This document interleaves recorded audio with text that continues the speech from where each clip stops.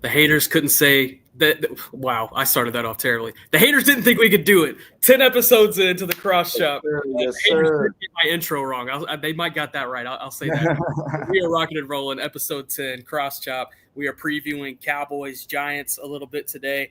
We're talking some Trayvon Diggs. We're talking some Russell Wilson. We're talking a lot about this Cowboys defensive front. We're going to dive into it. We don't have the topics and everything lined up just right today. Our man, producer Caden Gates, still in that hospital, hoping to get that baby out today. Again, send all your well wishes and prayers up to producer Caden, his wife Sarah.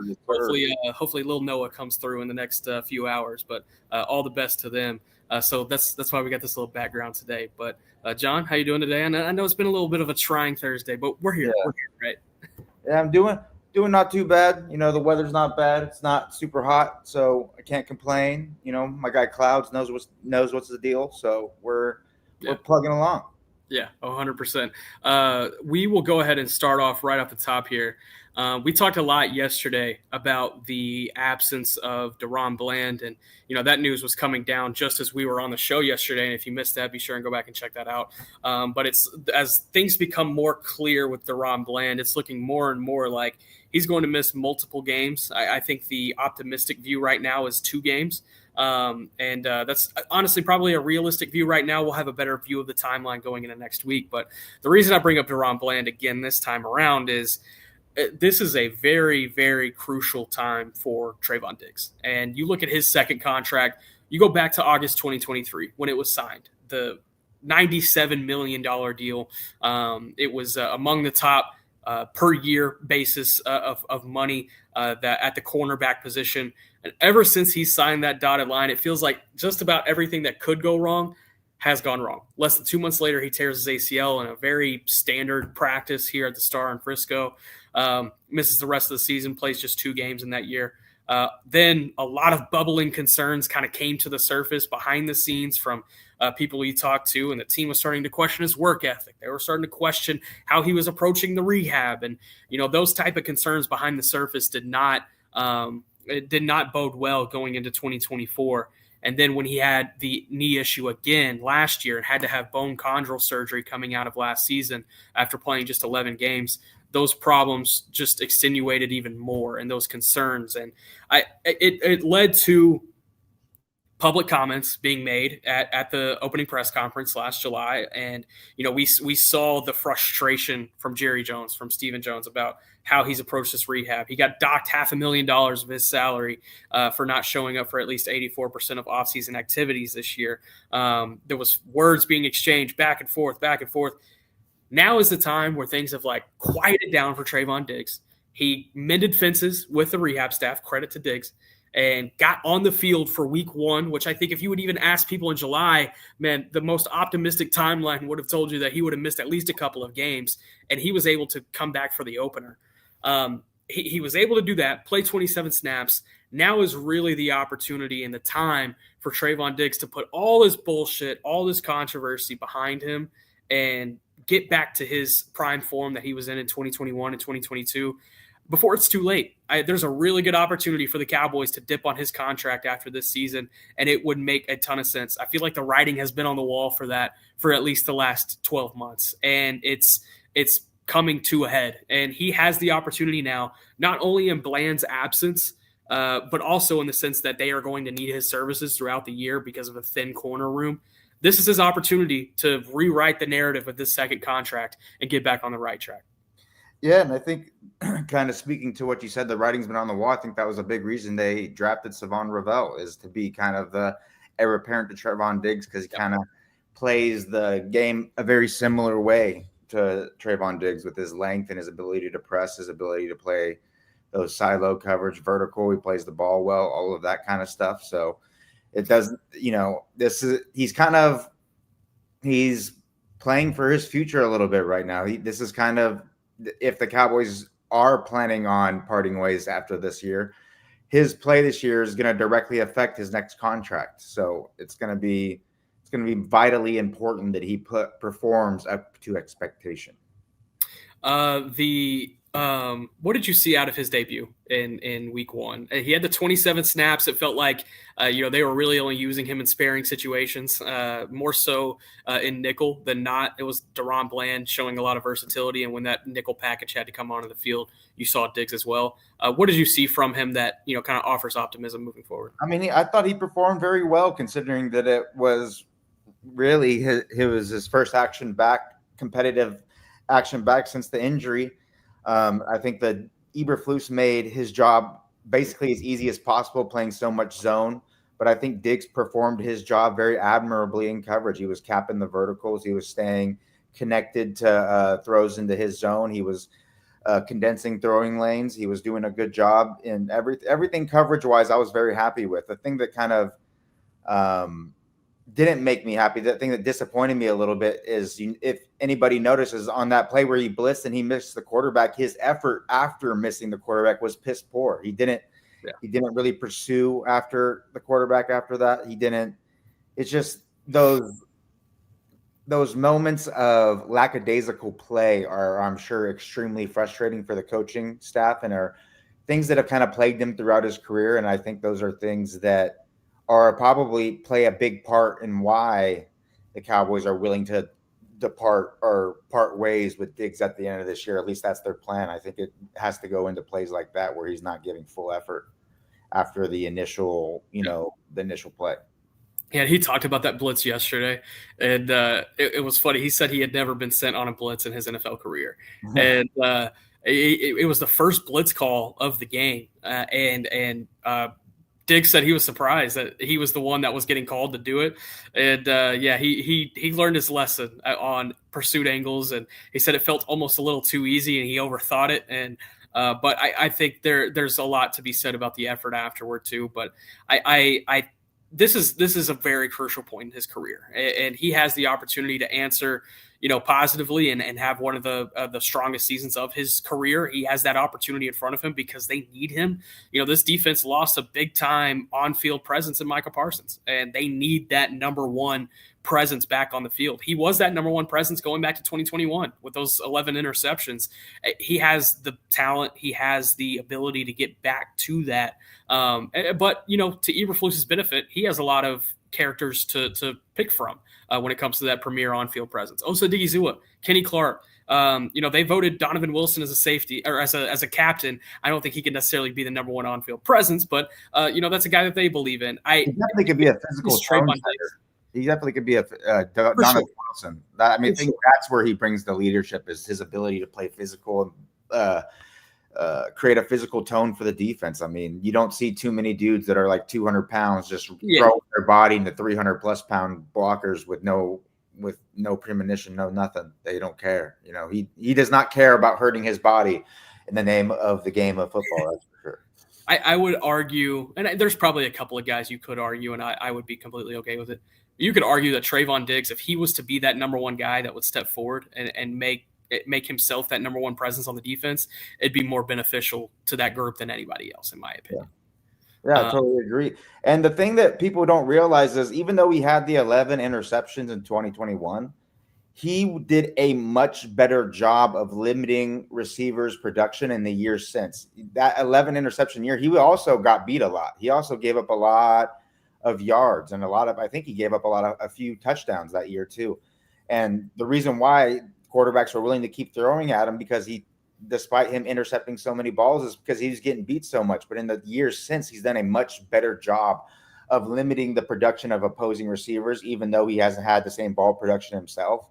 But personally, I'll take that, being able to be that blanket that really, that seatbelt that is strapping the other team's number one, number two receivers on a consistent basis. I think that's extremely valuable in the NFL. And he was kind of growing into that before the injury. Yeah, if you could have the long-term security of Trayvon Diggs and DaRon Bland when he comes back from injury moving forward into the next 2-3 years, then that really gives you a lot of freedom between guys like Kyer Elam and Savone Revel to be able to work it out. And this secondary is going to be put on a big, a big spotlight these next couple of weeks without Bland. I mean, you're talking about Reddy Stewart, a guy who only has one game of defensive experience in the NFL, coming in and starting at slot. I mean, it's going to be tough. You're hoping your pass rush can give you some help on the front end to help the back end, but you're still going to need a guy like Trayvon Diggs to be able to step forward. Ready is ready to play. Meh. I'll allow it. Moving forward, let's preview this Cowboys offense, or excuse me, this Giants offense versus the Cowboys defense. We're talking already a little bit about it, but I think this really does start, when you look at this matchup, it starts with the trenches, and I think is an overwhelming advantage for the Cowboys in this matchup. And if the Cowboys are to dominate in this game, I think it starts with the Cowboys defensive line getting home. Would you agree? Yeah, I would agree. And I think a big thing that's going to determine that is the availability of Andrew Thomas. I believe he practiced for the first time today. Yeah. And we don't know whether he's going to be available Sunday or not. If he's not available Sunday, the Cowboys could really have a big day, because I'm not really worried about any of the Giants offensive linemen. And that after that, I mean, James Hudson III, he's not good. Not good. Getting back to his days with the Cleveland Browns. He's kind of, that should be someone that guys like Dante Fowler, Donovan Izaraki, are licking their chops being able to go against in pass protection. And even in the run game, I think they can have a lot of success, especially Marshawn Nealon and those guys. So John Runyon, John Michael Schmitz Jr., Greg Van Rotten, Jeremy Illuminor. I mean, none of those guys are, blue chip players. They're all players you can beat and have a lot of success against. So the Cowboys need to be able to take advantage of those. I think Kenny Clark and Osa Odigizua are the ones most equipped to have the biggest days, just because I think they're also the best players and they have the best ability to affect the game against the run and the pass. So I think if your interior players dominate like they should, it's going to set the table, lay the foundation for the defense to have a strong day overall. But if they're not playing up to their potential and it's kind of more of a stagnate, they're kind of playing even with the offensive line, then all bets are off, because that means, they're potentially moving Malik Neighbors around the formation, creating mismatches. Greg Dayball, he does a really good job of scheming up shot plays and the like. So if the Cowboys don't have the advantage up front in this matchup, that's when I start getting worried. Last week, Russell Wilson had 2.72 seconds average time to throw. You compare that with the rest of the league, not good. Yeah. It was not a good performance by that offensive line. Granted, you mentioned it. There was a couple of pieces up front that were, some makeshift or fill-in pieces from their depth unit. But overall, I still feel like with their starting five up front, the Cowboys have the overwhelming advantage here. You kind of already spoke to it, but I'd be curious to hear a little bit more on it. The pressure. Do you want it to start from the interior, or do you want it to start from the guys on the end as far as getting home to Russell Wilson? I personally see more of an opportunity in the interior, but I'm curious of your take on it. I think when against a guy with Russell Wilson who's not as tall, doesn't have the ability to really throw over the middle of the field consistently, I think that interior pressure is the best that you can out of the interior and the edge pressure. The interior pressure is the most effective that you can have, but that requires also that your edge rushers are rushing with good lane integrity and they're not giving Russell Wilson escape routes so that he can get on the outside, extend plays, and, potentially throw those moon balls or, just extend plays so that your coverage defenders, Reddy Stewart has to be out there covering for 3-4 seconds. That's not something that you want. So I think the interior pressure is key, but we also need to play with good pass rush lane integrity so that he's not able to get out and scamper and extend the plays. Because that's when, even though I think Russell Wilson is a little bit washed compared to obviously what he was in his prime, his best plays still come when he's able to extend those plays to create big play potential or to take advantage of cornerbacks and second level defenders who have been in coverage for 3-4 seconds. Yeah, we talked to Donovan Izaraki, our guy, today in the locker room, and he said that was probably the biggest lesson that was learned from the defensive unit coming out of week one, especially with the defensive end group, is to not come around inside on a mobile quarterback because it opens up that running lane for them to scamper outside and pick up big yards. And specifically, he spoke to it as it plays into the red zone. You think back to last year, the Cowboys were one of the worst, if they were the worst defense it's in the red zone, allowing teams to score on 75% of red zone trips. They allowed the Eagles to score on every red zone trip this past week. And I think that speaks directly to the defensive ends allowing Jalen Hurts to scamper outside of the pocket, score on those 2 rushing touchdowns. It did not help their cause overall. It wasn't much better offensively either because they had that turnover in the red zone, and that was crucial. But let's move to the skill guys on the outside. Malik Neighbors is the guy we have to highlight for sure. I also think Tyrone Tracy is a dynamic weapon that they have. I think if they had a better offensive line, we'd be talking a lot more about Tyrone Tracy. He showed some flashes last year, and there's a lot to like about him going into year 2. But I still think Wan'Dale Robinson, he requires quite a bit of respect too. But with Malik Neighbors, considering the cornerback health and what you are dealing with, do you travel? I think if Trevon Diggs' cardio and his confidence are up to a level where he feels like he can do it, yes, because I want to minimize the amount of opportunities that Reddy Stewart and Kaiir Elam are going to have one-on-one with Malik Neighbors. That is not something that I think is beneficial for the Cowboys, and I think it is one of the few mismatches that the Giants can create that can really turn the tide in their favor and create big plays and really keep their offense on track and really just take advantage of the Cowboys and put points on the board. I don't think they're going to be able to matriculate their way down the field. I don't think their running game is, because of the offensive line, is going to be able to just pound the rock against the Cowboys, even though I think Wan'Dale Robinson and Darius Slayton are decent receivers. I don't think they're going to take over the game by any means or in a way going to be the reason why you lose. But Malik Neighbors can be the reason why you lose if you don't keep him keep him boxed, So I'm going to be very interested to see how Eberflus attacks this, especially going after last week where they played no man coverage on passing plays.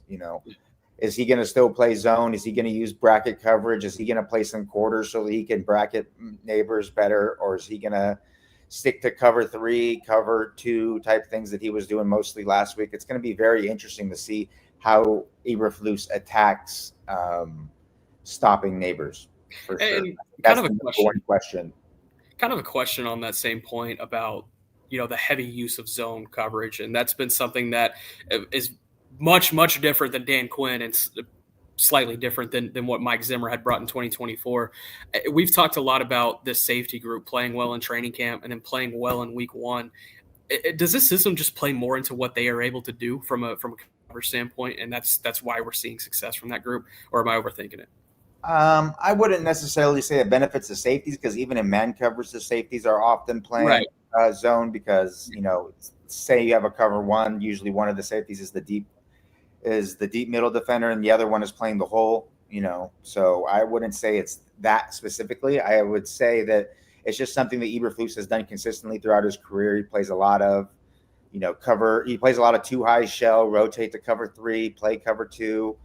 Those type of things. He just likes I think the thing that he values most is keeping everything in front of you, not allowing deep plays, limiting deep plays, and forcing teams to have to execute consistently over and over and over again to move the ball down the field.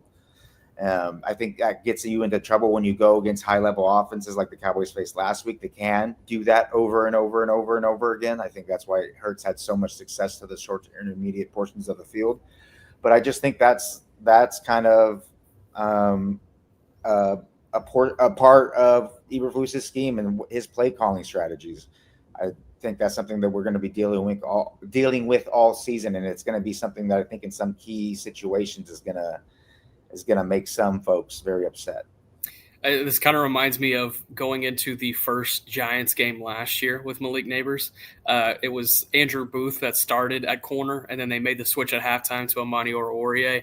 He finished with 12 receptions, 115 yards in that game, and it felt like any time that they were trying to target Malik Neighbors, they were able to find success. And I just kind of feel like this is trending toward a similar trajectory.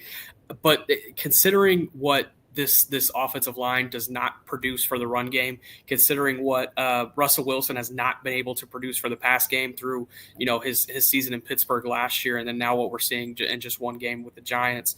I think Malik Neighbors could still get his, and the Cowboys could still win this by 2 scores. Maybe I'm overconfident going into this one, but I think the talent level on both sides of the ball is just overwhelming. The only really, and like we talked about yesterday, the really only big advantage that I see, or even slight advantage, is that this defensive front for the Giants is pretty solid. Other than that, I don't think there's a lot of concern elsewhere. Yeah, I think I'm right there with you. I know we're going to get to our predictions a little bit later, but I think the Cowboys are the definitive favorites in this matchup, and I think that if they play like they did last week, they shouldn't have any issue with beating the Giants at all, in my opinion. Let's talk about the quarterback position. It was one that was highlighted coming out of their week 1 loss to the Commanders. Brian Daboll said immediately after the game that there was no decisions being made about who was starting, but then the very next day he came back and said Russell Wilson will get the start.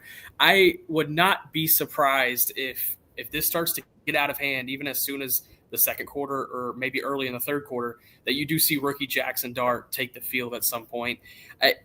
From a Cowboys perspective, knowing the history that Wilson has with Schottenheimer, knowing the level or layer of unknown with Jackson Dart, who is the better matchup for the Cowboys defense, Russell Wilson or Jackson Dart? Well, I think given that Eberflus, he's not someone who's going to bring a lot of exotic blitzes or use a lot of exotic coverages like someone like Mike Zimmer would.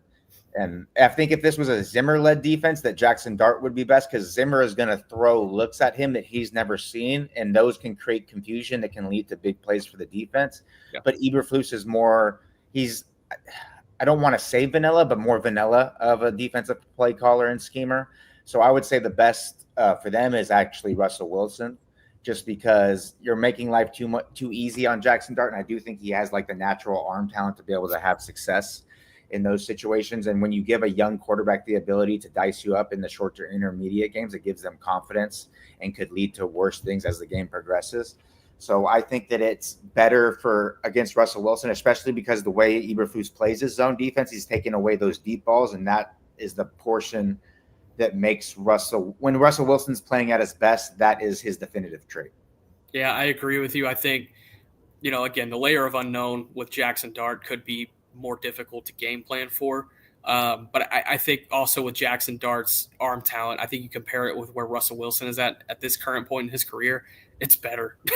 You saw what Jackson Dart did in the preseason, and it was encouraging. I think it should be for Giants fans moving forward. And I think we're trending toward the inevitable eventually with this Giants team, as far as them putting in Jackson Dart to start at some point this season and carry them the rest of the year. I mean, this is a bad Giants team through and through. I mean, it's not a playoff team. It's a team that should finish last in the division.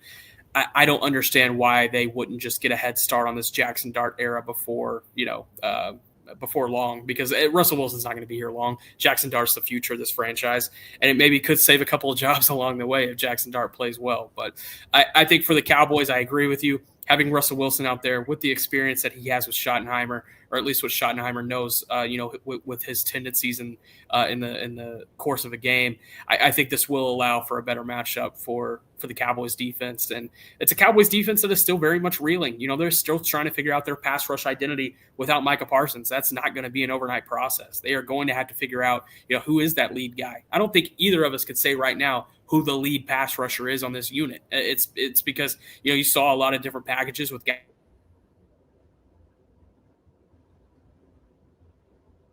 Uh-oh. And that's where things get interesting.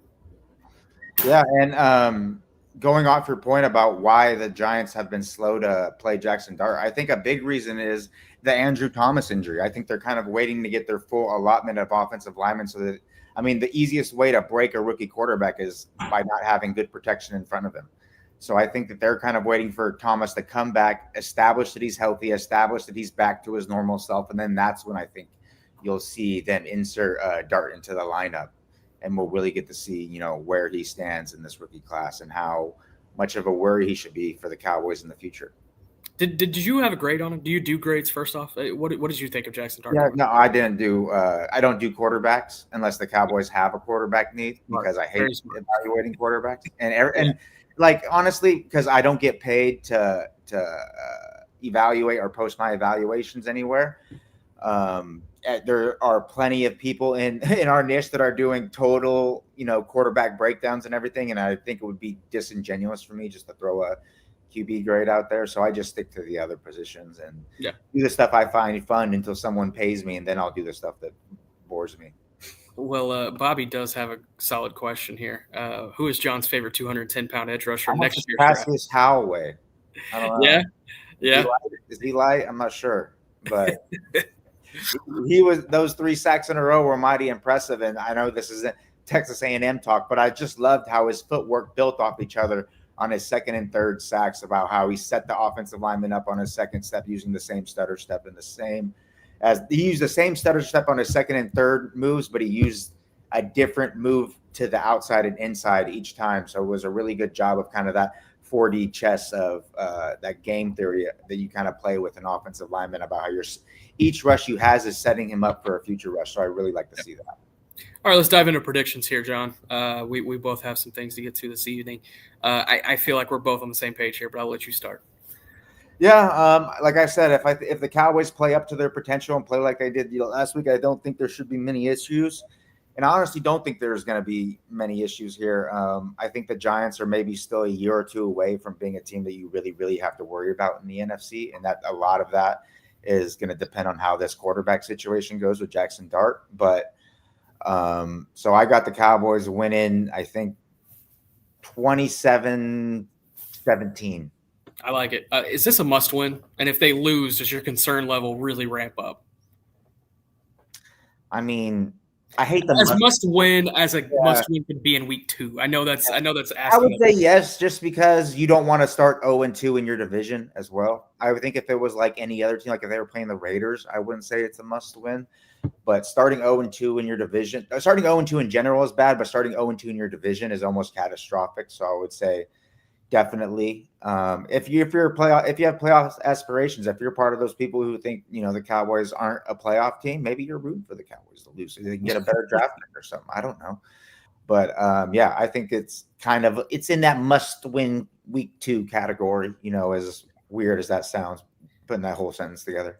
Over the last 5 years, there have been 8 teams that have started 0-2 in the division in the first 2 weeks of the season. None of those teams made the playoffs. So that's a big storyline to keep an eye on for both Cowboys. Can break the mold, huh? Maybe. I'm with you here, John. I think it's I think they get a 30 points on the board. I have 31-17. It's been bouncing around my brain, so I'll go with that. I do feel like they should and will control this game from the jump. The thing I'm going to be looking for the most is it was such a great start for the shoddy offense last week. How can they build on momentum? Because they didn't build on that momentum in the second half. So is there a concern that maybe we should have about them not being able to adjust to adjustments? That's something I'm keeping an eye on. Going into week 2. I honestly don't really like that critique because, if CeeDee Lamb doesn't drop that ball, for sure, they're getting to 27. If Miles Sanders doesn't fumble that ball, things that Shoddy has no control over. I'm not doing the whole if this penalty changed, the Cowboys win. I'm saying as far as Shoddy's ability, to get the team ready to go and his playing his part in the Cowboys' success, he did basically everything that you can do. He can't hold on the ball for Miles Sanders. He can't force CD to hold on to the catch.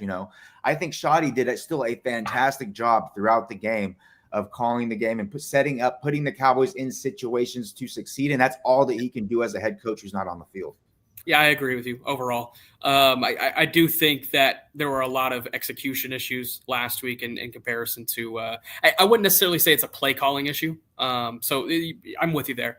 More so just a lack of execution. And is that maybe a concern we still have coming out of week 2? That would be something to keep an eye on. But let's see. Let's go through some comments here. We've had some good ones so far.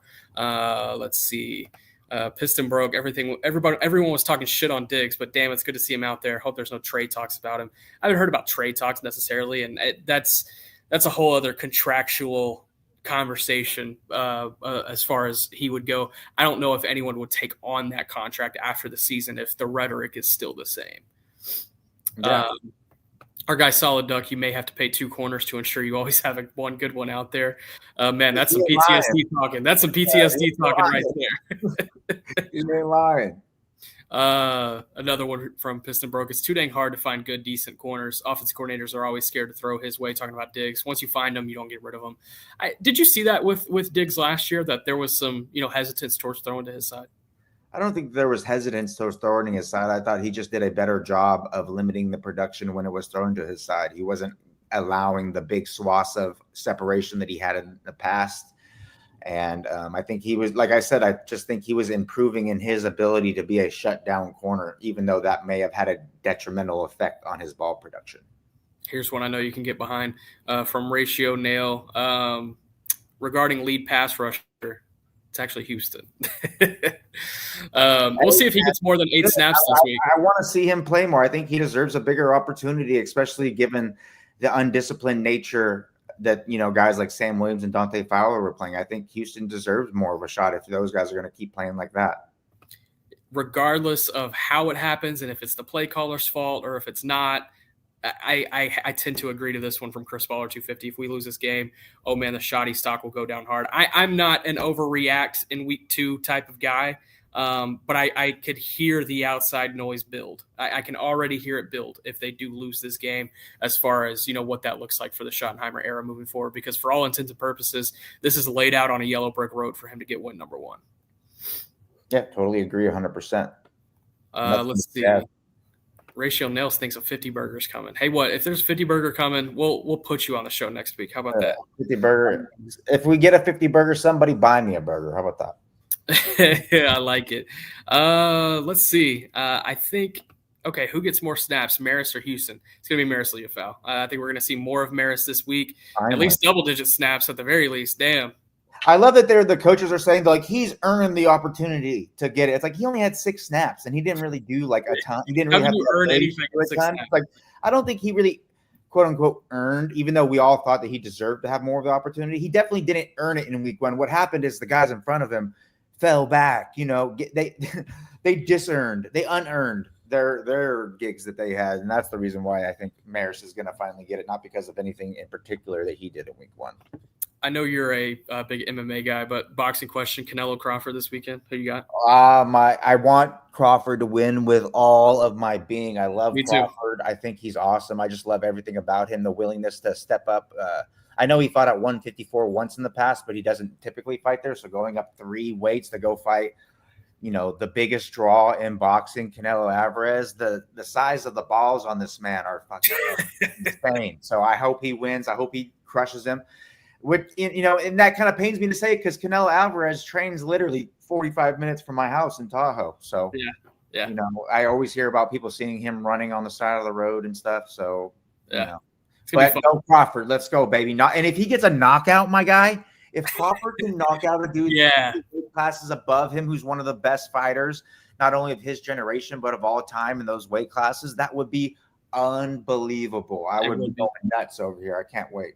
This is probably the biggest fight I've been anticipated for in a long, long time. A real fight, not this Jake Paul bullshit that's started to pop up over the last couple of years. Don't even get me started about that bullshit, bro. Just why? But no, if we're talking actual fights, this is. What are you talking about, bro? You're not excited about Mayweather, Mike Tyson coming up, bro? What are you? Is that actually happening? Is that actually happening? You're doing that, bro. Oh my god! Jeez. I feel like that's elder abuse. What are we doing? For both of them? Yeah, I didn't distinguish who for both. I was looking forward to the Crawford and Ryan Garcia fight, but I'm looking forward to this one way more, in my opinion. It's going to be a lot of fun. But, hey, man, we'll be back on potentially Sunday afternoon after the game, definitely on Monday, to talk about this Cowboys-Giants game, maybe to recap the fight and any bullshit that may have happened in that one. But, John, I appreciate you hopping on, man. We both believe the Cowboys will come out with a victory on Sunday. Appreciate everybody tuning in. T-Jack, Piston Broke. Ratio Nail, Chris Baller, 250, Jeremy Phillips. If I miss anybody, I love you. But, John, any last words? I appreciate you all. Thanks for tuning in and all the support and everything. And go Cowboys. Let's get that dub on Sunday, baby. Let's go. All right. Appreciate you, John. For John, I'm Nick. We'll see you next time on Cross Chop. And everybody, well wishes to our producer, Caden. He's having that baby any minute now. Stay blessed, everybody.